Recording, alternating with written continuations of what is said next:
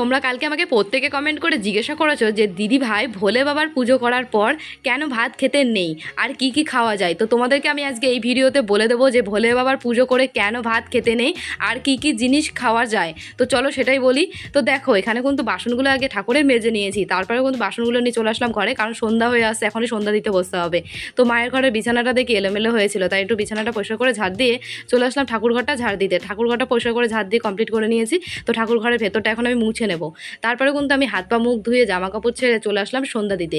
তো দেখো আজকে আমার গোপাসনাকে কতটা মিষ্টি লাগছে মালাগুলো পরে।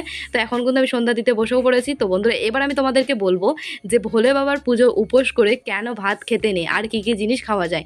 তো ভোলে বাবার উপোস করে চালের জিনিস খেতে নেই, এটা আমার ঠাকুমা দিদিমা মা সবাই বলে যে চালের জিনিস খেতে নেই, চালের জিনিস খেলে নাকি অমঙ্গল হয়, ক্ষতি হয়, সেই জন্য কিন্তু আমরা চালের জিনিসটা খাই না। উপোস করে কিন্তু এই জিনিসগুলো খাওয়া যায়, যেমন ধরো সাবু কলা ফল এগুলোই কিন্তু খাওয়া যায়, আর অন্য কিন্তু কোনো জিনিস খাওয়া যায় না। ভুল করেও কিন্তু ভোলে বাবার পুজো করার পর চালের জিনিস কেউ খাবে না, চালের জিনিস খেতে নেই। তো বন্ধুরা আর কিছু যদি তোমাদের কোনো কিছু জানার থাকে তাহলে তোমরা আমাকে কমেন্ট বক্সে জানাতে পারো। তো যাই হোক বন্ধুরা নামগুলো বলো।